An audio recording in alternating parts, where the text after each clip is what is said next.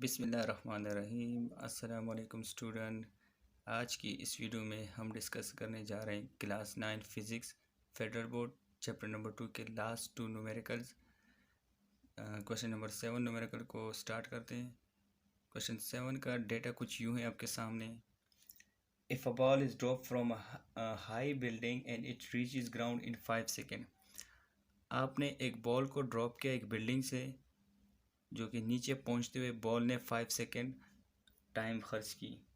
अब आपने क्या फाइंड करनी है? Find the velocity with which it hit the ground. जब आपका बॉल जो था वो नीचे जब पहुंचा था, ग्राउंड पे हिट किया था, तो वो वेलोसिटी आपने फाइंड करनी है। What is it's average speed, average speed आपने फाइंड करनी है। What is the height of the building, और आपने जहाँ से बॉल को ड्रॉप किया था वो जो डिस्टेंस था, हाइट था, वो आपने फाइंड करनी है। मतलब कि आपने इस न्यूमेरिकल में 3 चीज़ें फाइंड करनी है। पहले एक वेलोसिटी फाइंड करनी है, फिर आपने एवरेज वेलोसिटी फाइंड करनी है, फिर उसके बाद आपने हाइट फाइंड करनी है। अच्छा, हम डेटा की तरफ चलते हैं। अच्छा, डेटा में लिखा है वी आई आपके पास 0 मीटर पर सेकेंड है। इसका क्या मतलब है? हमें किस तरह पता चला कि वी आई हमारे पास 0 है?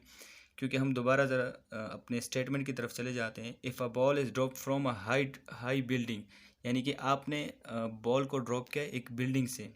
यानी कि जब आप बॉल को ड्रॉप कर रहे थे बिल्डिंग से, तब आपने बॉल को, ज़ाहिर बात है, आपने बॉल को होल्ड किया होगा, पकड़ा होगा, तो उस केस में आपके पास जो इनिशियल वेलोसिटी वो 0 है।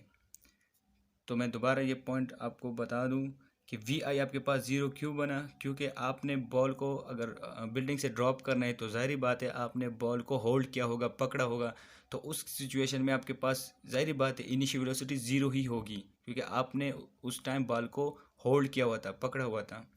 अब जब आपने बॉल को रिलीज़ की तो वो पहुंचा, उसने जब नीचे हिट किया ग्राउंड के साथ, तो उस टाइम उसने कितना टाइम लगाया? 5 सेकेंड टाइम खर्च किया।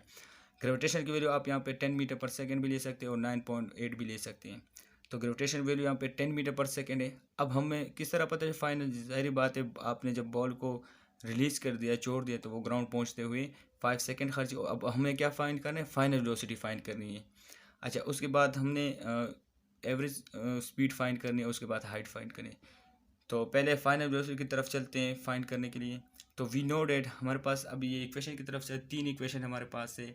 तो हम अपने डेटा के मुताबिक, जो डेटा हमारे पास कुछ ये है, उसके मुताबिक हम अपने लिए हम इसमें फ़र्स्ट और थर्ड यूज़ कर सकते हैं, क्योंकि फ़र्स्ट और थर्ड में ही आपके पास वी एफ का जिक्र हुआ है। अब चूँकि वर्टिकली बात हो रही है, वाई एक्सेस पे बात हो रही है, या बॉल को हम थ्रो करेंगे या अपवर्ड थ्रो करेंगे, तो इस सिचुएशन में हम क्या करते हैं? हम ये स्पेशल जो इक्वेशन है ये इस्तेमाल करते हैं। अब इसमें क्या है, चूँकि आपका बॉल और आपकी जो बॉल की डायरेक्शन और आपकी ग्रेविटेशन की डायरेक्शन सेम है, तो हम इसमें प्लस वाले जो ये हैं, ये सिचुएशन हम यूज़ कर सकते हैं। ये तब हम यूज़ करते हैं जब आपकी ग्रेविटेशनल नीचे है, ग्रेविटेशन की डायरेक्शन हमेशा नीचे है, और आप बॉल भी ऊपर से नीचे की तरफ फेंक रहे हैं। तो दोनों का जब डायरेक्शन सेम होगा, तो हम क्या करते हैं? हम इसमें पॉजिटिव वाले सेलेक्ट करते हैं।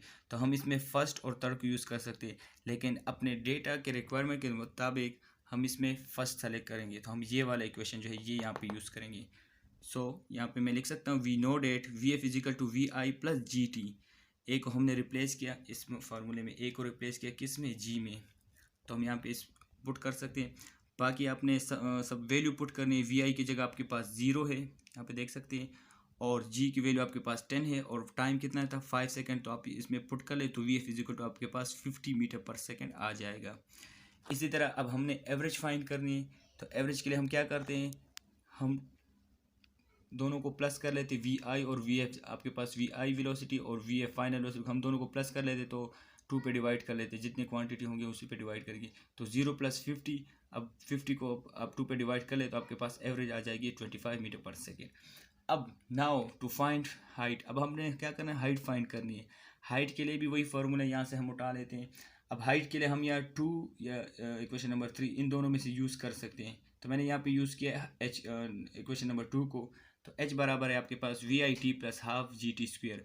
वी की जगह 0 पुट किया, टी आपके पास टाइम 5 सेकेंड, हाफ, और जी जो था आपके पास 10 है, और टी का स्क्वायर अगर आप 5 स्क्वायर ले ले तो ये आपके पास कुछ ये आ जाएगा 5 × 25, 5 5 25, और 5 को 25 के साथ कर ले तो आपके पास हाइट जो है वो 125 मीटर पर मीटर आ जाएगा। चलिए मूव करने थे अपने नेक्स्ट पार्ट की तरफ। लास्ट न्यूमेरिकल आपके पास है चैप्टर नंबर 2 का, न्यूमेरिकल नंबर 8। डेटा कुछ यूँ है आपके पास। A ball is thrown upward with the velocity of 20 metre पर सेकेंड फ्रॉम ग्राउंड। आपने बॉल को थ्रो किया अपवर्ड, कितने वेलोसिटी के साथ? 20 मीटर पर सेकेंड। अच्छा, इसमें आपने फाइंड क्या करनी है? पार्ट ए में आपके पास है, in how much time will it reach the ground the top of its path. यानी कि कितने टाइम पे आपका जो बॉल है जो आपने थ्रो किया था अपवर्ड, वो कितने टाइम के साथ ऊपर पहुंचा था एक टॉप पे, एक पॉइंट पे। दूसरा आपने क्या करना है, it fall back on ground what is the total. अच्छा, फिर आपने टोटल टाइम फाइंड करनी है, यानी यहाँ से लेकर टॉप तक, फिर टॉप से लेकर ज़मीन तक दोबारा आपके पास वापस जो जब पहुँच जाए वो टोटल टाइम आपने फाइंड करनी है। तीसरा, how high will it rise, और जो आपने ऊपर फेंका था तो ये कितना डिस्टेंस या कितना हाइट ट्रेवल किया था बॉल ने, वो भी आपने लास्ट में फाइंड करनी है।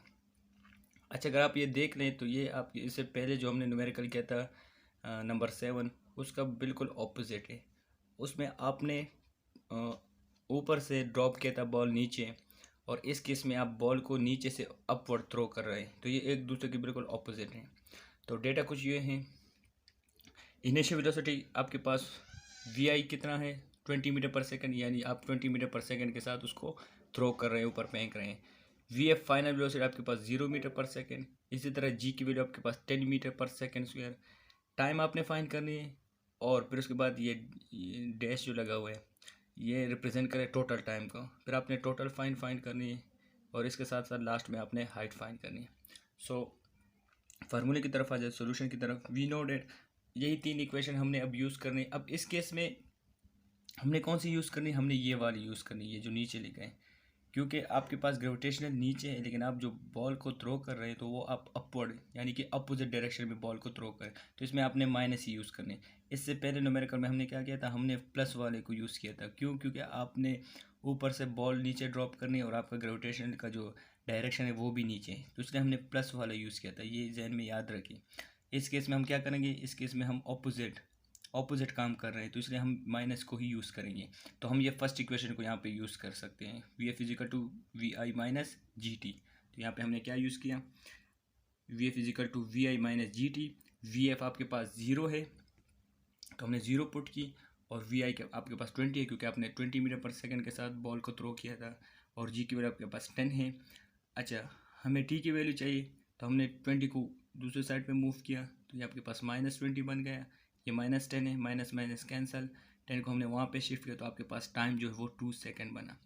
इसी तरह हम जब टोटल टाइम को फाइंड करेंगे तो टोटल फाइंड हम इस तरह लिख सकते हैं, टी प्राइम या टी डैश आप इसको रिप्रेजेंट कर सकते हैं। T prime is equal to T upward, यानी कि नीचे से ऊपर जाते हुए, प्लस टी डाउनवर्ड, फिर ऊपर से एक टॉप के जो एक पॉइंट है वहाँ से नीचे ग्राउंड दोबारा वापस पहुँचते हुए आपके पास, यहाँ से अगर 2 सेकंड लगाए थे तो ज़ाहिर बात है ऊपर से भी नीचे आपके पास 2 सेकंड होंगे, तो टोटल टाइम आपके पास 4 सेकंड होगा। अब हम तीसरे जो हमारे पास रिक्वायर्ड है हाइट को, हमने हाइट को फाइंड करनी है, तो उसके लिए हम क्या कर सकते हैं? Now to find height using second equation. अच्छा, यहाँ पे मैं आपको बता दूँ, आप दोनों यूज़ कर सकते हैं। आप सेकेंड इक्वेशन को भी यूज़ कर सकते हैं, आप थर्ड को भी यूज़ कर सकते हैं। मैं चूँकि यहाँ पे सेकेंड यूज़ कर रहा हूँ, तो बच्चों ये थर्ड जो है ये आपके लिए एज अ होमवर्क है, एज अ टास्क है, क्विज़ है, तो आप इसको सॉल्व करके ख़ुद थर्ड पे ट्राई कर ले। ये वाली इक्वेशन जो है ये वाली, इस पर आप ट्राई कर ले, इसको सॉल्व करके आप कमेंट में शेयर कर सकते हैं। ये आपके लिए एज अ एक टास्क है, एक होमवर्क आप कंसिडर कर लें, ठीक है ना। तो सेकंड में हम सेकंड यूज़ कर लेते हैं, H is equal to we I T minus half. Minus इसलिए इस्तेमाल किया क्योंकि हम ऑपोजिट कर रहे हैं, ये वाला जो है ऑपोजिट हम काम कर रहे हैं, जी टी स्क्वायर। अच्छा, 22 हमने पुट करें, time half g t square, g की जगह हमने 10। अच्छा, यहाँ पे हमने 2 क्यों पुट किया? एक टाइम तो हमारे पास 4 सेकंड था, और एक टाइम हमारे पास 2 सेकंड है। तो बच्चों हमने 2 को इसलिए यहाँ पे यूज़ किया क्योंकि अगर आप क्वेश्चन को रीड कर ले तो क्वेश्चन में है कि आपका जो बॉल था वो कितना राइज हुआ था, यानी कि एक साइड की बात हो रही है कि आपने बॉल को जब थ्रो किया था तो वो ऊपर कितना राइज हुआ था, कितना डिस्टेंस ट्रेवल किया था, हाइट ट्रेवल किया था, कवर किया था। तो इसलिए हम सिर्फ 2 को ही पुट करेंगे, मतलब एक साइड की जो टाइम है। तो 20 मल्टीप्लाई बाई 2 40 हो जाएगा आपके पास। 2 5 10 हो जाएगा, 5 यहाँ पे नीचे है, तो 2 का स्क्वायर ले रहे तो 2 जा 4 हो जाएगा। तो आप इसको सॉल्व करके आपके पास 20 आ जाएगा। तो 40 - 20 इज इक्वल टू 20 मीटर, यानी कि हाइट आपके पास 20 मीटर है। तो इसी तरह इसके साथ आपका ये सारा जो न्यूमेरिकल थे चैप्टर नंबर 2 की वो कंप्लीट हो गई। इंशाल्लाह आने वाली वीडियो में इक्वेशन ऑफ मोशन को स्टार्ट करेंगे सीरीज़। तो 3 इक्वेशन को हम इंशाल्लाह डिस्कस करेंगे। Thank you.